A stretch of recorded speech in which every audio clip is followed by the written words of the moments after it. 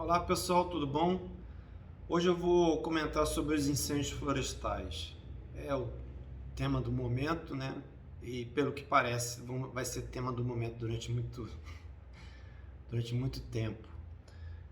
O que está acontecendo no Brasil já está demonstrado que é, vamos dizer assim, um erro de cálculo do atual governo, né? E dos demais governos estaduais.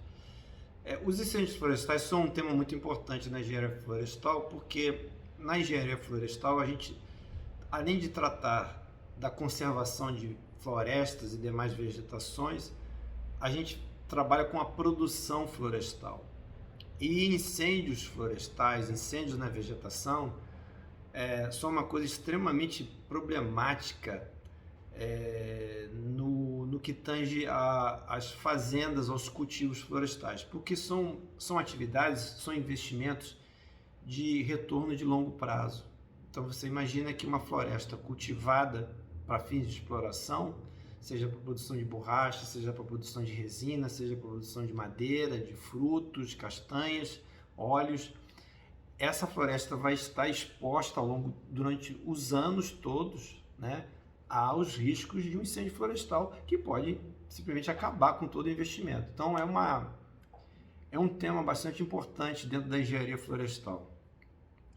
E essa matéria, incêndios florestais, ela foca no triângulo, chamado triângulo de causa, o triângulo motivador dos incêndios florestais, que é uma combinação de condições ambientais, material inflamável, material combustível e fator de ignição.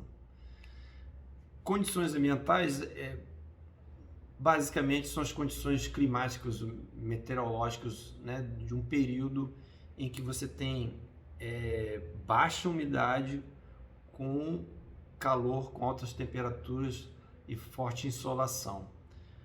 Isso já, em qualquer ambiente, já te cria um fator favorável a um incêndio florestal.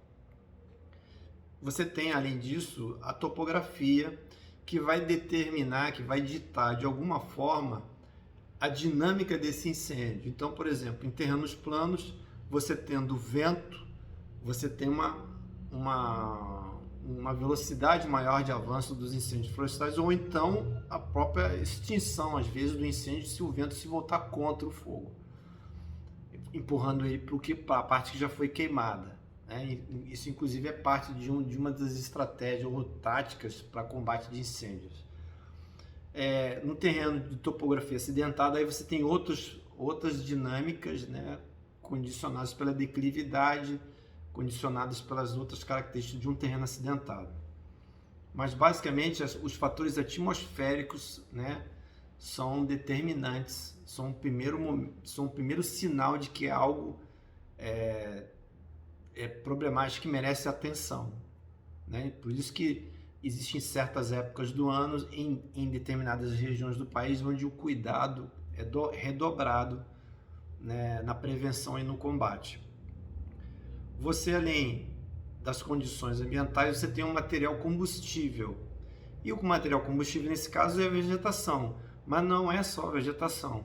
Você tem os solos orgânicos, como a tufa, que são muito vulneráveis aos incêndios, quando você tem essa combinação com a condição atmosférica, que favorece a desidratação, não só desse solo orgânico, como da massa vegetal, seja ela capinzal, um capim, ou mesmo florestal. O que acontece é que, para você desidratar uma floresta, você leva muito tempo. Então você tem que ter uma condição hostil que desidrate essa vegetação durante um longo tempo.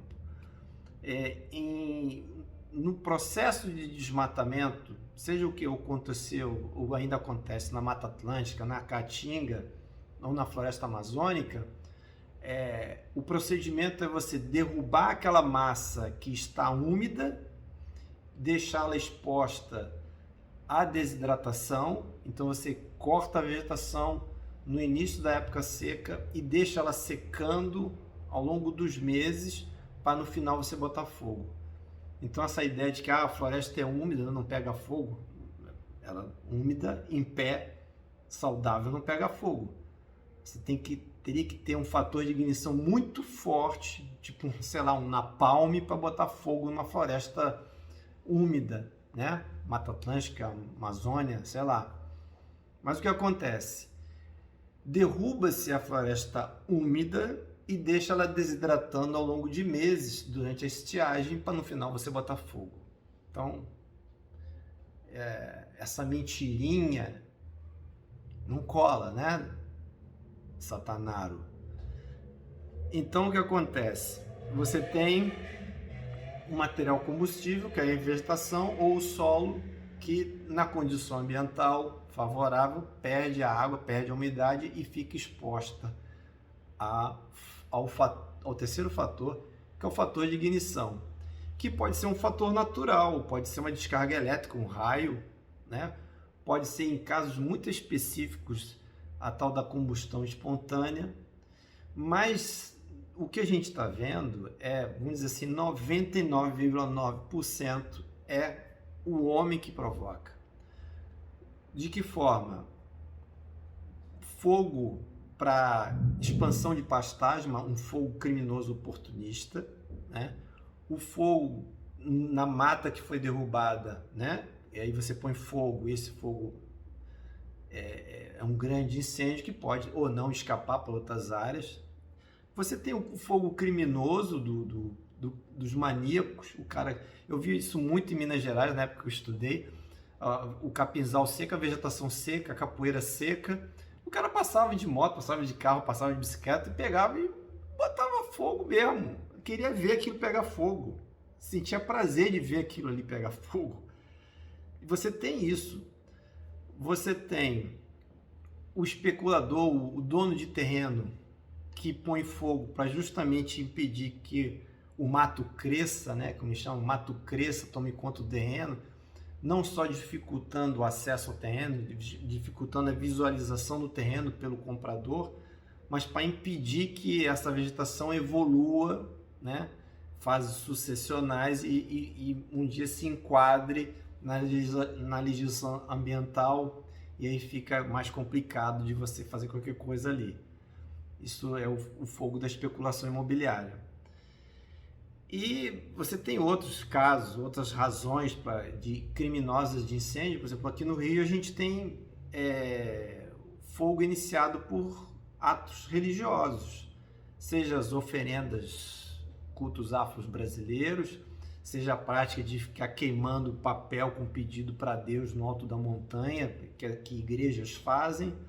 Você tem o fogo iniciado por baloeiros, queda de balão.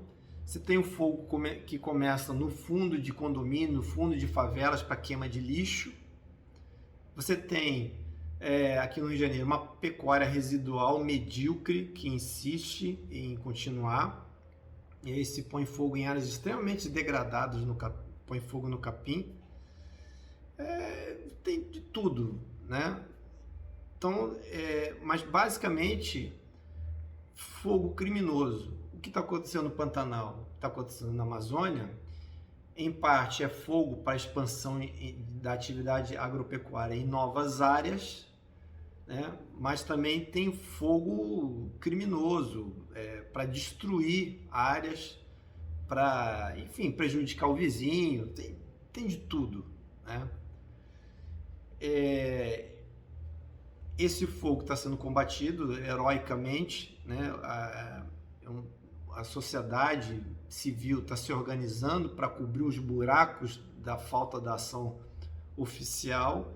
Os próprios fazendeiros, Mato Grosso, Goiás, Tocantins, Mato Grosso do Sul, se mobilizam, eles têm as suas máquinas, eles usam suas máquinas. Por quê? Porque os incêndios destroem as lavouras, os incêndios acuam gado, os incêndios destroem a palhada do plantio direto, né, que é uma técnica muito importante para a conservação do solo, mas que cria um elemento de incêndio, porque aquela palhada vai se acumulando ao longo dos anos, ela é importante dela estar ali, mas ela fica muito vulnerável ao incêndio. Então os produtores, os fazendeiros correm atrás para impedir isso. Eles têm os meios, às vezes conseguem, às vezes eles têm que apelar para as forças oficiais.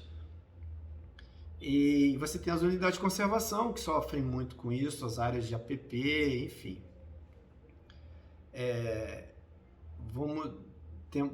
Estamos vendo aí o estrago que está acontecendo. Finalmente as forças oficiais estão entrando em ação, né? Triste isso, 4 meses depois. E nós estamos vendo incêndio em outras áreas do país, como Chapada dos Veadeiros, Chapada Diamantina, e há o risco real hoje de que no verão a gente tenha riscos elevados de incêndios florestais no Centro-Sul, no Rio de Janeiro, em São Paulo, Minas Gerais, Paraná, porque há uma perspectiva de que o verão seja seco. Então já é um motivo para a gente se precaver aí, os movimentos aí de brigadistas, os movimentos aí de criação de aplicativo para aviso de incêndio e tal, já a gente começar a se preparar, porque há uma possibilidade de que no verão os incêndios aconteçam no Rio, em São Paulo, na região mais úmida de Minas Gerais, Espírito Santo, Paraná, enfim. É preciso que a gente dê apoio a essas brigadas civis e também as brigadas militares, os bombeiros tradicionais. Me preocupa muito com a ausência, né, não sei, de amparo a essas pessoas. Não sei se essas pessoas têm seguro de vida, seguro de acidentes pessoais, não sei. É uma coisa que a gente tende assim, vamos fornecer os equipamentos, mas eles têm um apoio, as famílias têm apoio por causa de um acidente, por causa de morte de um brigadista, de um bombeiro, não sei. Mas é uma coisa para a gente pensar. O Brasil precisa de um corpo permanente, precisa de aeronaves, precisa de veículos especiais. E a gente, infelizmente, até hoje a gente não tem um serviço de aeronaves bombeiras, né? Temos aí já aviões militares adaptados, mas aí você depende de uma decisão superior, né? E aí quando você tem uma decisão superior, quem decide não está afim, quer mais que ver que o circo pegue fogo, então a gente fica numa situação complicada e isso exige mobilização da sociedade. A sociedade não pode ficar refém do governo federal, de nenhum governo. Então é isso, gente. É o que eu poderia falar aí sobre o que está acontecendo nos incêndios florestais. Continue aí no canal e vamos à luta.